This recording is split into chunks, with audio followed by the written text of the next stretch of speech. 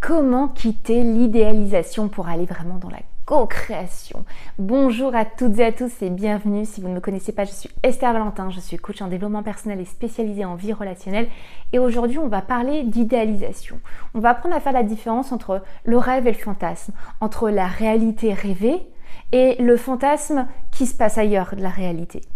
On va voir ça parce que je rencontre beaucoup de problématiques à travers les coachings, ou que ce soit même dans les commentaires, dans les retours que vous me faites ici par commentaire, de ces projections idéalisées qui vous éloignent finalement bien souvent de co-construire réellement dans la réalité.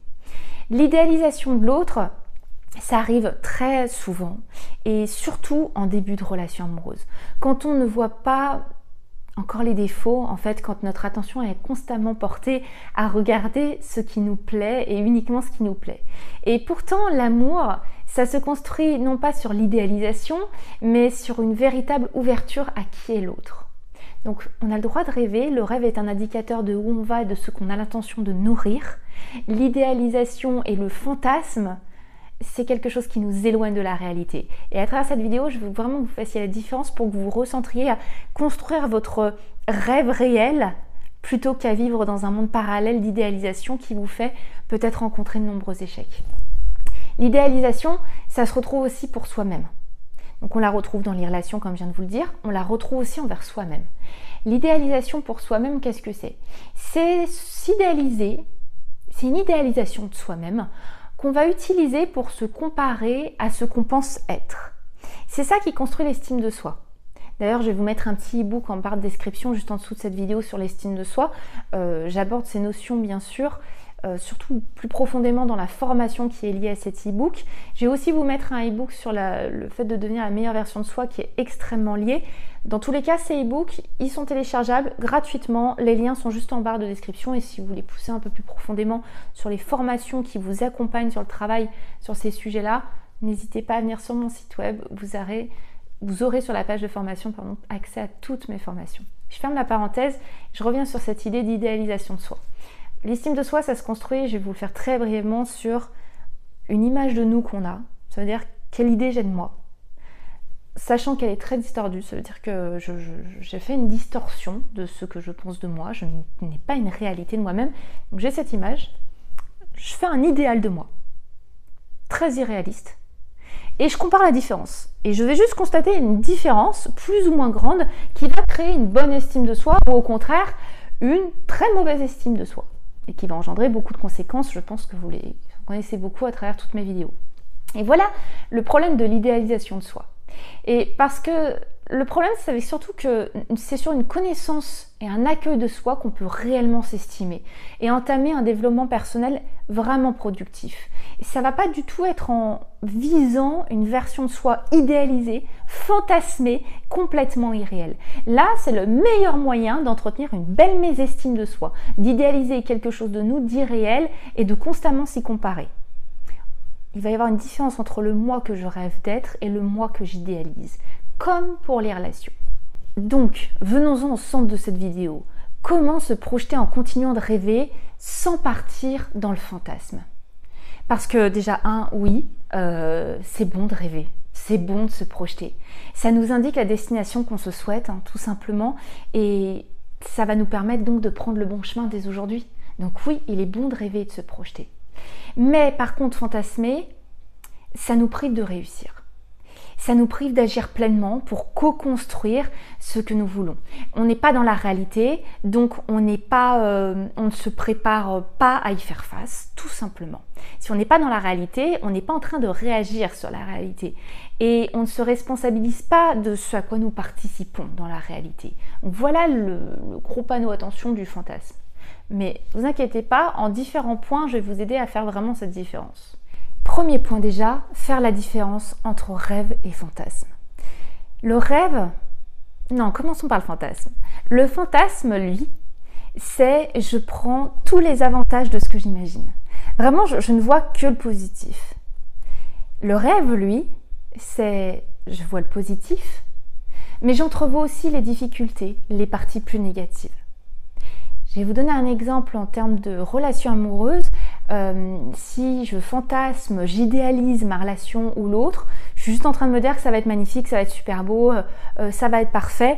Et là, ça va même engendrer d'autres problématiques, c'est que dans la réalité, je vais être très insatisfaite de ne pas vivre ça tout de suite, maintenant, et en tout cas, mon comportement ne va pas être en adéquation avec ce qui se passe dans la réalité. Le rêve, ce serait de se dire, mais cette personne me fait me sentir bien. Je sais quelle valeur j'ai envie de cultiver dans ma relation, donc je sais ce à quoi je vais porter mon attention dans ce début de relation. Cette personne est super, mais donc je sais aussi quels efforts ça va demander. Je sais aussi que je ne connais pas tout, donc ça veut dire que je vais encore en découvrir. Je sais que cette personne ne sera pas parfaite. Vous voyez, c'est déjà plus réaliste. Je sais, je peux me projeter, je peux rêver avec cette personne et avec la relation que je suis en train de vivre, mais j'ai conscience que je vais avoir de l'investissement, j'ai conscience qu'il y aura des moments de bas, plus durs, et ça me permet vraiment d'être acteur dans ma vie réelle. Si je suis juste dans le fantasme, c'est « Ah bah l'amour va tout faire, ça va juste être beau ». Et là, je suis plus du tout responsable de ce qui va se passer. Le deuxième point, ça va être que le rêve se construit en prenant conscience de notre part de possibilité d'action pour le nourrir, en s'y appliquant. Le fantasme, l'idéalisation, ça se nourrit d'un imaginaire, je dirais, très édulcoré, qui ne nous rend pas du tout responsables de ce que nous faisons aujourd'hui dans la réalité. Je vais vous mettre un exemple. Je suis par exemple avec une personne qui ne veut pas s'engager, mais j'espère que ça se changera naturellement en patientant. Point. Là, c'est le fantasme. Je suis en train de fantasmer une histoire avec cette personne, alors que dans la réalité, cette personne ne veut quand même pas s'engager. Là, c'est vraiment le fantasme qui nourrit mes choix, mon investissement d'aujourd'hui et qui me fait maintenir la situation. Le rêve, dans ce même exemple, me permettrait de dire, moi je veux, si je rêve que cette personne s'engage avec moi, c'est parce qu'en fait j'ai envie d'engagement. C'est parce qu'en fait j'ai envie d'une relation sérieuse. Et là, il y a des inconvénients là. Là, c'est pas le cas. Donc qu'est-ce que je fais? Ça me permet le rêve de me réajuster. Est-ce que ma réalité correspond à là où j'ai envie d'aller? Vous me suivez? Le troisième point, ça va être d'observer ce que vous faites qui vous confirme que vous êtes en train de co-créer votre rêve. Pour revenir du fantasme à la réalité, une réalité où on co-construit notre rêve, ça va être vraiment de se mettre dans cette observation de ce que vous faites qui vous confirme que vous êtes en train de vraiment co-créer ce que vous rêvez. Et non pas que vous êtes juste en train de nourrir le superbe film imaginaire qui se passe dans votre tête, mais qui n'est pas en lien avec la réalité. Si par exemple je veux une relation engagée, pour prolonger cet exemple que je vous ai pris précédemment, je veux une relation engagée, je m'implique dans mon développement personnel à comprendre pourquoi je garde des relations qui ne correspondent pas à cette attente, pour apprendre de moi, pour rencontrer peut-être mes résistances, peut-être mes blocages, et pour ainsi apprendre aussi à aller vers des relations qui correspondent plus à mon besoin.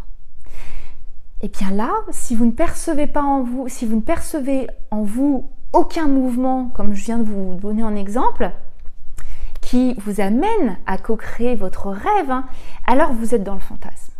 Et c'est idem si vous vous souhaitez de ne rencontrer aucune difficulté ou de ne rencontrer aucun effort dans la création de votre rêve. Et en tout cas, si vous n'entrevoyez aucun investissement personnel de votre part nécessaire, vous êtes en train de fantasmer. Ça veut dire que vous pouvez être dans la pire situation du monde. Si vous dites que patienter et la maintenir, ça va vous amener à votre rêve, ça c'est de l'ordre du fantasme. Si vous êtes en train de traverser des difficultés mais que vous ne lâchez pas votre rêve et que vous dites « Ok, qu'est-ce que moi j'en fais? Qu'est-ce que je vais faire? Parce que là je vois bien que c'est pas en corrélation avec mon rêve. Donc moi, ça veut dire qu'il faut que je bouge quelque chose de mon côté. » Là, on est en train de co-créer du rêve. C'est pareil pour le rêve relationnel. C'est pareil pour vos relations amoureuses. Quittez l'idéalisation pour devenir co-créateur de notre désir, de ce à quoi nous aspirons dans notre vie amoureuse. C'est une véritable, j'allais dire quelque chose de vulgaire, mais on va dire c'est une véritable opportunité pour s'offrir de réussir. Amoureusement et ailleurs. J'espère que vous faites la différence maintenant. L'idéalisation, de l'ordre du fantasme, nous balaye des informations qui sont pourtant essentielles. Le rêve, on en a besoin, c'est de la projection, c'est plutôt finalement un indicateur de votre objectif. Lui vient corréler avec votre réalité aujourd'hui, vous permet d'agir et d'être responsable aujourd'hui pour vraiment participer à le créer, ce rêve. Le fantasme, il vous détourne de ce qui est en train de se passer. Il vous déresponsabilise. Et la différence, même si sur des termes qui ont l'air pourtant se ressembler, la différence dans ces explications, j'espère que vous l'aurez compris, elle est flagrante. Je vous invite donc à rêver et donc à devenir co-créateur de votre désir, de votre rêve, et non plus à fantasmer et n'être pas du tout présent dans la participation à créer ce que vous désirez. J'espère vraiment que cette vidéo vous a plu. Si c'est le cas, n'hésitez pas à la liker. N'hésitez pas à vous abonner pour suivre tous les conseils que j'aborde sur cette chaîne. Et évidemment, vous le savez, de mon côté, je ne vous lâche pas parce que je vous retrouve très vite pour une prochaine vidéo. À très vite. Bye bye.